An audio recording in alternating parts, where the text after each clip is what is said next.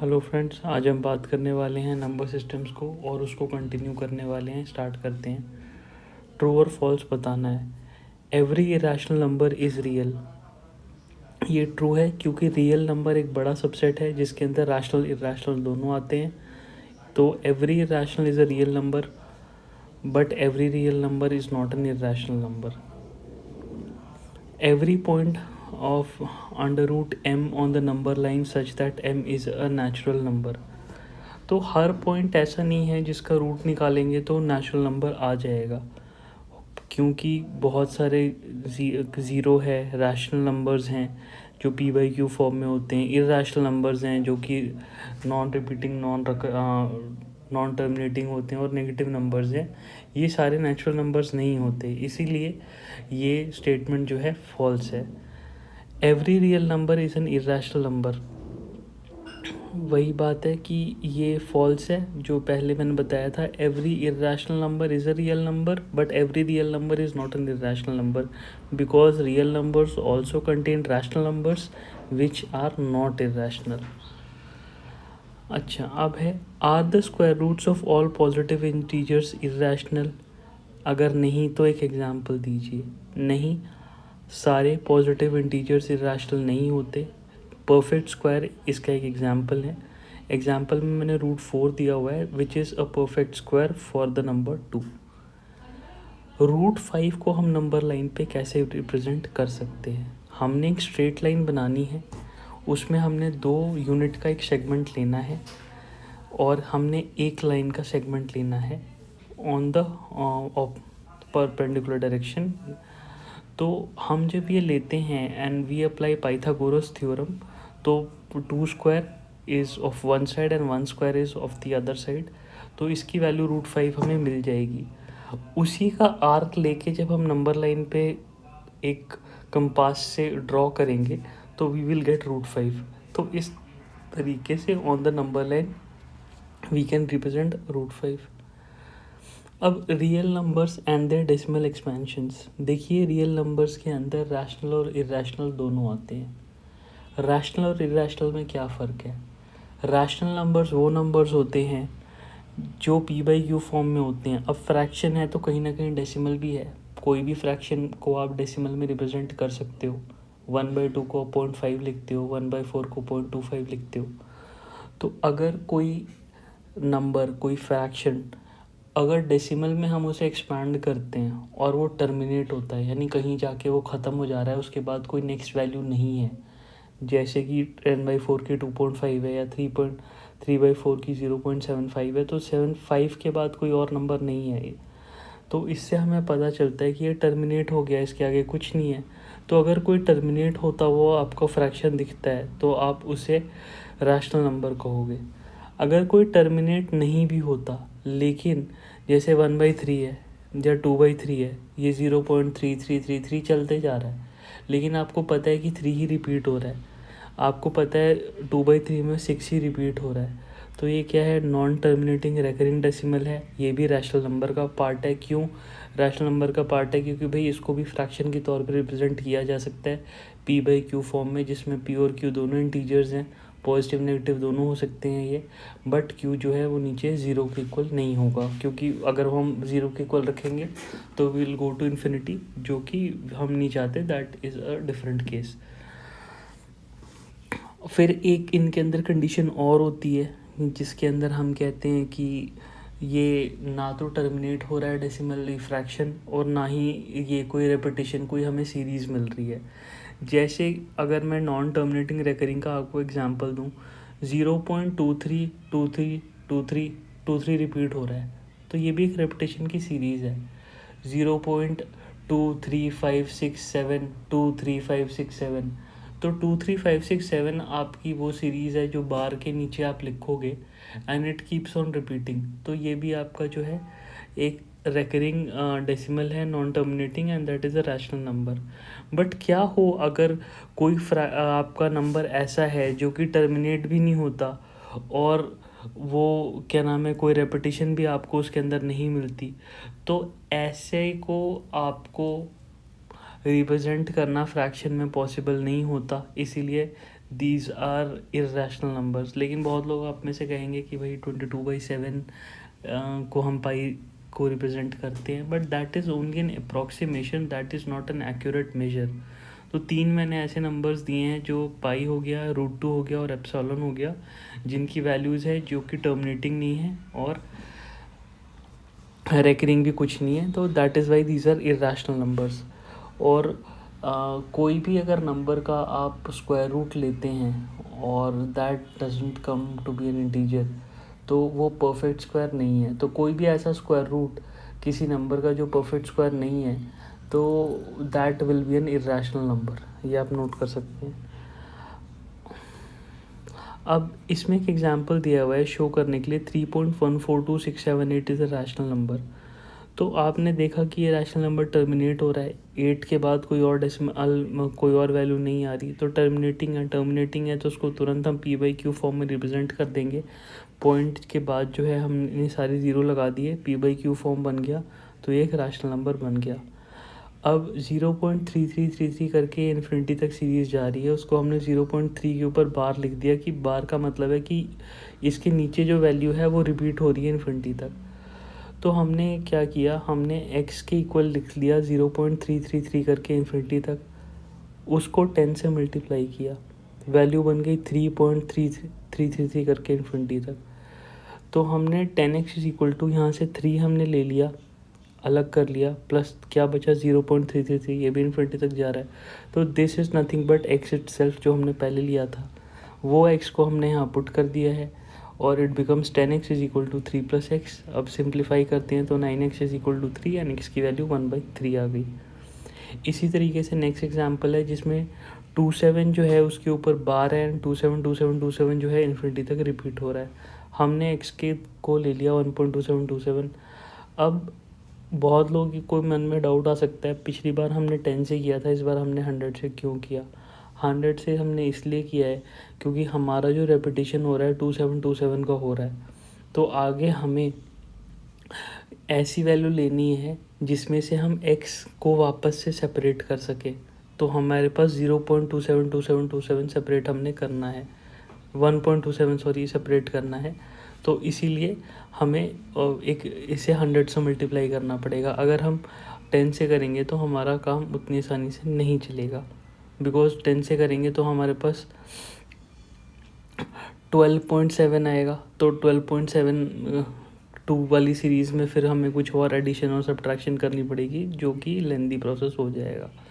तो हमने क्या किया है, 100x इज इक्वल टू 126 ले लिया, प्लस बचा क्या 1.27। और हमने 126 ही क्यों लिया, 127 क्यों नहीं लिया, इसलिए नहीं लिया बिकॉज 1.2727 जो है हमें चाहिए दैट उसको हम x के इक्वल रखेंगे। तो हमने उसको x के इक्वल रख दिया, तो यहाँ 99x बचा और 126 सिंप्लीफाई किया तो आंसर आया 14/11। अब नेक्स्ट एग्जांपल देखते हैं। इसमें रेपिटेशन देखिए 3 5 की है, इसलिए बार उसी के ऊपर है, 2 पॉइंट में है बट वो सिर्फ एक बार आ रहा है। हम उसको एक्सपैंड करते हैं 0.235 करके आगे जाता है। 100 से हम मल्टीप्लाई कर रहे हैं, क्यों, सेम रीज़न है कि हमें जो है एक ऐसी वैल्यू को चाहिए जिसको हम x में पुट कर सकें, 0.235 हम ले सकें। अब यहाँ पे आप ध्यान से देखिएगा, हमने जो वैल्यू ली है वो है 23.3। 23.3 क्यों ली, 23.5 क्यों नहीं बाहर लिया, या 23 क्यों बाहर नहीं लिया। 23 बाहर इसलिए नहीं लिया क्योंकि अगर हम 23 लेते तो स्टार्टिंग होती 5 से, तो 5 जो 0.23535 आपको दिख रहा है वो ना होके 0.535535 होता, तो जिससे कि हमें x में पुट करने में दिक्कत आती क्योंकि हमें कहीं और भी सब्ट्रैक्शन एडिशन करनी पड़ती। तो इसलिए हमने 23.3 ले लिया है और बाकी बचे वैल्यू को हमने x में पुट कर लिया है, x को सब्ट्रैक्ट किया तो 23.3/99 आ गया, जिसको हमने 233/999 से रिप्रेजेंट कर लिया। अब आपसे पूछा है कि इर्रेशनल नंबर बताना है 1/7 एंड 2/7 का। तो 1/7 की वैल्यू जो है वो लिखी है 0.42875 और 2/7 की 285,714, ऊपर बार लगा है, तो आपको ये समझ में आ गया कि वो रिपीटिंग है तो मतलब ये एक रैशनल नंबर है दोनों ही। इसको इरेशनल बनाना है तो हम इरेशनल नंबर से अगर कोई रैशनल नंबर को ऐड या सब्ट्रैक्ट करते हैं तो वो नंबर जो होता है इरेशनल बन जाता है। तो मैंने यहाँ 0.2 लिया और 1.414√2 एक इरेशनल नंबर है, उसकी वैल्यू होती है। उसको 2 डेसिमल पॉइंट मैंने शिफ्ट कर दिया पीछे, क्योंकि मेरा नंबर 0.14 से बड़ा होना चाहिए और 0.28 से छोटा होना चाहिए। तो मैंने जब 2 डेसिमल यहाँ शिफ्ट करता हूँ तो मैं ईजिली 0.2 में ऐड करता हूँ, तो ये 0.21414213 और सीरीज़ कंटिन्यू कर रही है, यहाँ तक हो जाता है। ये एक इरेशनल नंबर है। इसी तरीके से आप अगर आपको नंबर्स मिलते हैं अलग से तो आप √3 √5 ऐसे इरेशनल नंबर्स का यूज़ करके आगे भी अपने लिए कोई वैल्यू सेट कर सकते हैं।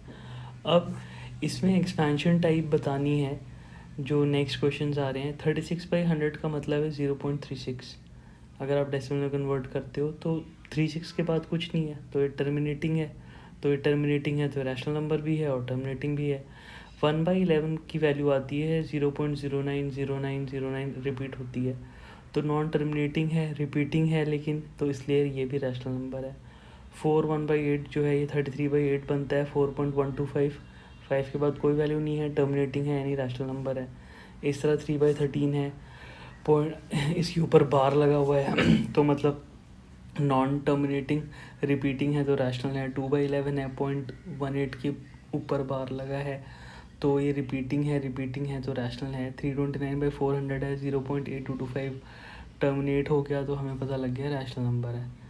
अच्छा, 1/7 की वैल्यू यहाँ दी है और ये बताया गया है कि 2/7 to 6/7 को एक्सपैंड करिए, तो नीचे 2/7 से लेके 3/7 4/5 4/7 5/7 6/7 की एक्सपेंशंस हैं।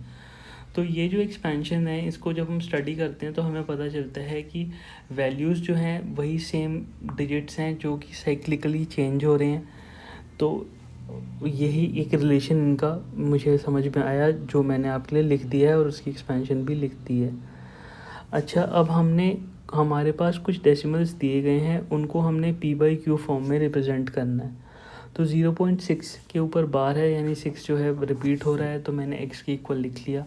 मैंने 10 से मल्टीप्लाई किया, क्योंकि 10 से मल्टीप्लाई करते हुए मेरे को 6.66 आ रहा है और उससे मैंने 0.66 अलग कर लिया, तो वो x के इक्वल पुट हो गया मेरा। फिर 6/9 ये मेरा बन गया और x की वैल्यू जो कि 2/3 है। इसी तरीके से 0.47 है। आप ये ध्यान रखिएगा कि बार जो है केवल 7 के ऊपर है यानी 7 रिपीट कर रहा है, 4 सिर्फ एक बार आएगा, वो मुझे मिल गया। उसके बाद मैंने उसे 10 से मल्टीप्लाई किया। 10 से मल्टीप्लाई इसलिए किया क्योंकि 4 पॉइंट सीरीज़ में मुझे आराम से मिल जाएगा और इस तरह 4.77 मुझे आ गया। अब मैंने 4.4 नहीं लिया, मैंने 4.3 लिया। उसका भी क्या रीज़न है, सेम रीज़न है कि 0.77 से करूँगा तो मेरे को x नहीं मिलेगा, मेरे को उससे 3 चीज़ हटानी है और फिर 0.47 का ही जब मेरे पे सीरीज़ बनेगी तो मैं उसको x के इक्वल पुट कर सकता हूँ। तो इस तरीके से मैंने 4.3 यहाँ कॉमन ले लिया, मैंने अलग से उसको निकाल लिया, सेपरेट कर लिया, and the rest I can put it equal to x। तो the equation becomes 10x is equal to 4.3 plus x, and मैं सॉल्व करता हूँ उसको तो 43/90 आ जाता है। अब ये क्वेश्चन है कि ये जो है 0.001 है जिसके ऊपर तीनों के ऊपर ही बार है एक्चुअली में, तो 001 001 001 रिपीट हो रहा है। मैंने 1000x से क्यों किया, मैंने 1000x से इसलिए किया ताकि मेरे पास 1 तो सेपरेट आ जाए और फिर मेरे को 001 मिल जाए। तो मैं 1.001 001 मेरा चल रहा है तो मैंने 1 उसको सेपरेट कर लिया, फिर बाकी जो वैल्यू है x की इक्वल आ रही तो उसको रख दी, तो 1/999 मेरे को मिल गया। सिमिलरली जो नेक्स्ट क्वेश्चन है इसमें 0.999 करके आ रहा है इन्फिनिटी तक, तो रिपीटिंग है और नॉन टर्मिनेटिंग है, रैशनल नंबर है। तो 9 आया तो मेरे को सीरीज़ 0.99 वाली चाहिए, तो मैं 10 से मल्टीप्लाई करूँगा तो 9 पॉइंट आएगा और 9 को मैंने अलग कर लिया और बाकी सेपरेट करके उसको x के इक्वल लिख दिया। और 10x को मैं देखता हूँ तो 10x से x किया और 9x इज इक्वल टू 9 और x इज इक्वल टू 1।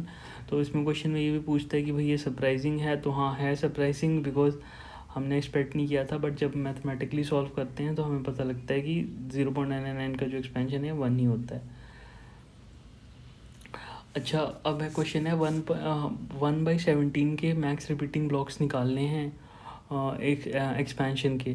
तो जी 1/17 को जब हम डिवाइड करते हैं तो 16 डिजिट्स के बाद उसका रिपीटेटिव नेचर हमें पता लगता है, जो कि मैंने आपके सामने एक्सपैंड किया है 0.05882352941117 आप चाहें तो डिवाइड करके देख सकते हैं, but it is a lengthy process, आप चाहें तो नोट भी कर सकते हैं। अच्छा, P/Q फॉर्म में हमें